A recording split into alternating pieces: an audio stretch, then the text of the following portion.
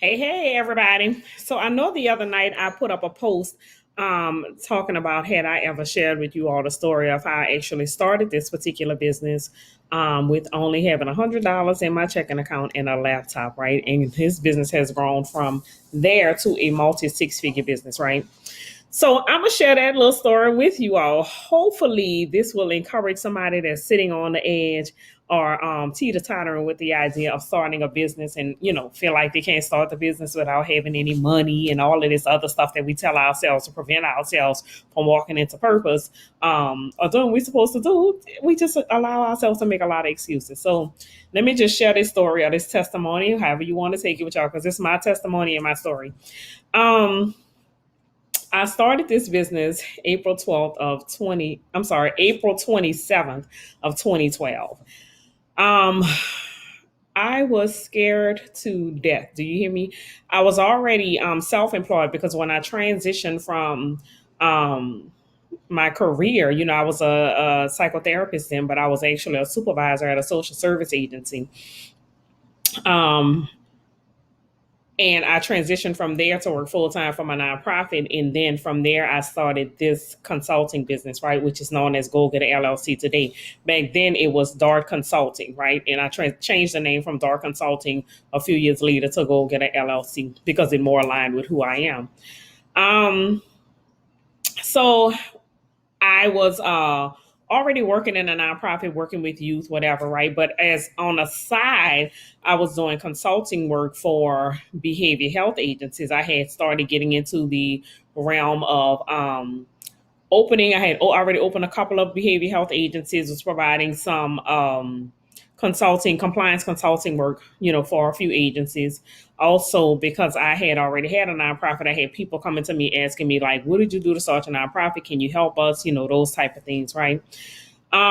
So it was in my spirit, like, okay, start this particular consulting business, get it started, blah blah blah. I'm fighting back and forth with God because I'm like, listen, it costs money to do that. I don't have no money. The same stuff that a lot of us are still saying today. I don't have no money to do all that or whatever. Because again, I'm not full time employed anymore. I'm not living off the land, in other words, right? So when you self employed, and I was, the nonprofit wasn't making a whole lot of money like that to where it was paying me a salary or anything when I first transitioned out of full time employment into full time entrepreneurship. So literally, I had like $100 in my bank account, right? Um, and I'm like, I looked at the state. I already knew. I'm like, okay, listen, it costs like $75 to file an LLC, right? And the state of Louisiana adds an extra $5 processing fee to that, right? So it's like $80 to start an LLC.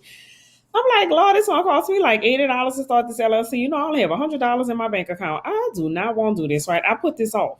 So one day I'm in the tub and I got clarity on like name it Dart Consulting, blah blah blah. And I'm like, okay, God, here you go. You just gonna keep on pushing the issue, right? Because again, God just wants you to do things decency and in order, right? I'm doing this as a side hustle, helping to develop behavior health agencies, helping nonprofits, all this or whatever, make it a legitimate business, right? And we see like the impact of that when COVID hit. A lot of businesses were not legitimately established, which means they missed the opportunity to go to get a whole lot of funding that could have helped and supported their business if you were legitimately established and recognized as a business, right? So God didn't want me to do the side hustle thing. He wanted me to make it a business. So had given me the name of it. And the day that he dropped the name in my spirit, because I shared with you all on several occasions that most of the time I hear clearly from God when I'm in the tub. It's something about the water, whatever the scenario may be. So I had the name. I'm like, fine. I'm going to go to the coffee house. My office was at the coffee house at that point in time, right? Community coffee house. I'm going to go to the coffee house, Lord, and I'm going to do it today, right? I got to the coffee house, and let me tell you how the devil fought me tooth and nail on this. This was so funny. I went to enter the information in to establish the LLC. I had done this on several occasions. Don't know what happened. Some kind of way the computer shut down, the information disappeared, whatever, right? Okay, let me try this again. Tried it again, still could not get it to enter, right? Just kept trying to press enter, could not get it to go through, couldn't get it to do anything. Then all of a sudden, out of nowhere, I just get like the bubble guts, right? My stomach just started doing this thing. And I'm like, Lord, let me hurry up and go home. Because I don't want to be using the toilet out the street, XYZ. So I get in my car, I go all the way home, sit down. I'm like, okay, so because the devil is fighting me so hard on this, I had done LLCs before. I had developed my own nonprofit, in the Secretary of State website. So I knew that I knew what I was doing, right? I was like, I don't even know why the devil fighting me with this, but apparently God really has purpose for this. So I'm going to get it done today. I'm only have $20 left to my name after I do this processing, but I'm going to get this done today. So I sat down at home and it went through perfectly fine, right? After the third attempt. It went through perfectly fine. So at that point, I'm trying to figure out what do I do with the business, right? Which I know a lot of people, once they get their LLC, that's the point you're at. Okay, I got my LLC, got my EIN, I done went open a bank checking account. Now what, right? So I was at that point, now what? What should I do, right? Because I don't have no money to buy no products and all this other stuff. What do I need to do, right? So it came to me to start doing consulting work for behavior health agencies. I had done quite a bit of that with other agencies that I had been affiliated with, whatever it is, making sure that they were in compliance so that they can maintain their accreditation, right? So I started with a service. All I needed was a laptop and my physical body to go to the particular sites, right? I already had my body, I already had a laptop, right? Which means I didn't need any more money to invest into the business because I didn't have any products to purchase, none of that, right? I had the skill set.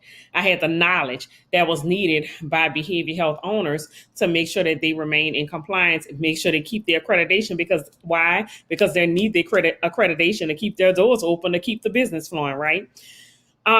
So I did one simple thing. I got online. I created my own little flyer, right? Um, it wasn't a beautiful flyer, but it was good enough to capture their attention. Put my logo on it, put the information on it, what I was capable of doing, how I could help them, maintain their compliance and pass accreditation, all this or whatever, right? Again, I based it on something that I already knew how to do, a skill set that I already possessed, right? So this is stream one for this particular business. This is the first thing that I'm start doing. And I'm telling you all this so that you can start considering if you are desiring to start a business and you have very little money, right? So you're saying, hey, I don't have the money to buy products. Think in terms of a service that you can provide based on your skill set and your existing knowledge, right?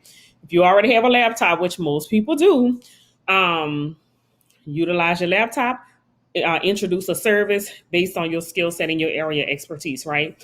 So I created the flyer. This was the very next week. Created the flyer. I got a whole list of behavior health agencies just in the New Orleans area, right? So we have a ton of behavior health agencies in the greater New Orleans area right off the bat, right? Sent the flyer to a bunch of them. Back then, fax was a big thing. People don't worry about fax no more. We do emails and all this other good stuff, right? But faxing was a thing, right? This was 10 years ago. So I got the fax number to all of the ones in the greater New Orleans area that I could find a fax number on. And I faxed that flyer to just every number that I had access to, right?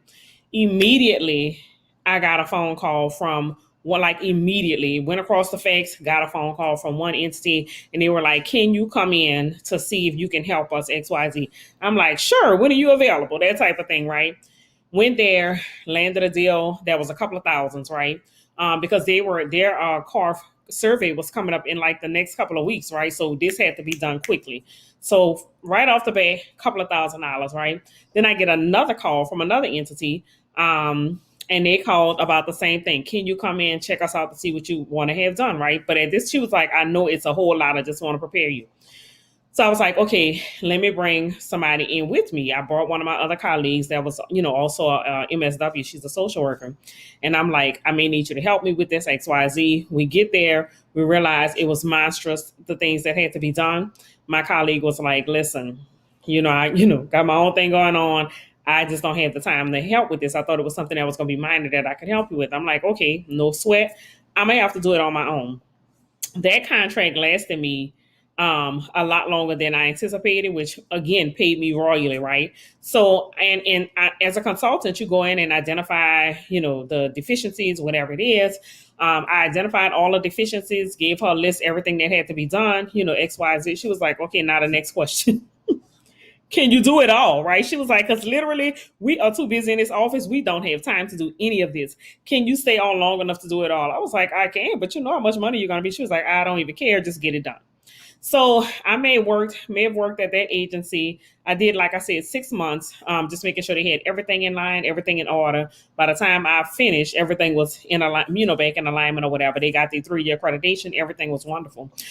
But I was working about 10 hours a week and made about $30,000 in that 6 month time frame just with that particular organization. So by the time I finished with her, I had her and like 3 other behavior health organizations just as a result of me sending out flyers and basing this whole business off of my skill set, the knowledge that I already had, right? And providing the service to individuals that need or entities or businesses that needed that particular service, right? So within when I again gotta think, I transitioned from a full-time job as I'm a psychotherapist, but I was supervising a social service agency with 2 degrees, making $40,000 a year, right? $40,000 a year, working 40-hour weeks, $40,000 a year with 2 college degrees, into a position as a consultant working. I may have worked about 20 hours a week and had already doubled my income in that short span of time, right? So I'm telling you this so that you can reconsider your fears, right? Because your fears they based on a premise that don't even exist. Let's just start there, right? Because you're telling yourself, what if this happened? What if this? Let's dismiss all of that, right? If you're contemplating on starting a business, you don't have a lot of money to get it started, that's still fine because it can happen, right? As you all see, my business is very successful now, multiple 6 figure business, but literally started and I only had when it started, I only had $20 in the bank because I had spent $80 on getting the LLC for it, right? So when this business started, I only had like $20 in the bank, right? $20 in the bank, 2 children, still trying to figure it all out. Both of my children was in private school, right? So again, at that time, tuition was already paid. Thank God, paid out because that was April. But by the time the school year started again, my business was in full swing. I didn't have to remove my children from public school, no nothing. So God has been good throughout this whole process to me with my business and everything. But again, if you don't have a lot of money to start a business, if you don't have a lot of money to write a book, let me tell you one of the secrets that a lot of authors use, right? If an author wants to write a book and they don't have the money for the publishing portion, right? When you see an author do pre-sales, in many instances, the money that they get from pre-selling a book is the money that would help that author to get the book published, right? Because now they're publishing it using other people's money. At the end, you're going to get the product that you paid for. You're going to get the book, but you've actually helped this author to push this book through, right? Not all authors are using a pre-sale strategy to pay for it, but some of them are, right? So this is even a strategy for you if you want to write a book, right? Do a pre-sale on the book. Get you a nice graphic designer to design a beautiful cover, and you start marketing that book utilizing that cover. Do pre-sales, utilize the revenue that you generate from pre-sales to get that book published, and make sure you get the book published because there have been instances where authors flaky, don't get the book published. Now you don't have people to pay for a book and they ain't getting no product. Make sure that that's your intent. Don't go use that money to buy no Gucci bag, no Louis bag, no none of that other stuff. Get the book published, give these people their book, and then you keep flowing from there. Okay, so there are various strategies that can be used with little or no money to get started in writing a book, starting a business, whatever it is that you want to do. There are strategies, there's ways to do it. You just have to understand how to navigate the space and how to use what you have to get what you want, right? I used my knowledge. I used the skill set that I possessed in order to start this business, grow it, and then I was able to add on later, right? So as you all know, we have products, planners, all of these other things. By that time, I was already providing enough services to help the business to sustain, help me to sustain, help to take care of my family. Now I have money to go back and invest in products. So, whatever the scenario may be, right? So again, hey, it's ways to get it done. It's ways to get it done. But don't be fearful and deny yourself the ability to walk into your gift and walk into your anointing just because you keep saying, I don't have no money. Figure out a way to get it done. And there is a way. So again, if you feeling like you're stuck, you can't really figure out a way, you know that there is a way out there. You just can't figure it out and you need assistance with that, by all means, please give me a call and we'll see how we can walk you through the process to identify what can be done, so that you can get that business started, so you can get that book written or whatever, whatever it is that you want to do in life, right? I'm available to help you with that. Just give me a call. It's 504-513-3076. So I pray that this has helped you all in some way. Especially those that are fearful and afraid to start an entrepreneurship venture because you feel like, hey, I don't have enough money to get started. I don't, all this other stuff or whatever. If you trying to sell a product and you have enough money to make the initial prototype, make the prototype. I don't care if it's a bonnet, a scarf, bath salts, whatever it is, right? Scrap up $5, make the bath salt, and put it in a nice package, pre-sell it from sell it from the pictures, right? And then as people are purchasing, utilize the money that you attract from that to buy the rest of the resources you need to make the product, right? It's a million ways to get things done. Like the old people used to say, it's more than one way to skin a cat. We're gonna figure out how to skin this cat, get it done so you can accomplish whatever goal it is that you have in life. All right, y'all. So I hope that this has helped somebody today because it reminded me of something that I needed to hear myself say. So I'm about to get back to work because again, I needed to hear it. So I'm sure somebody else said. All right, y'all. So talk to y'all soon. Y'all have a wonderful day.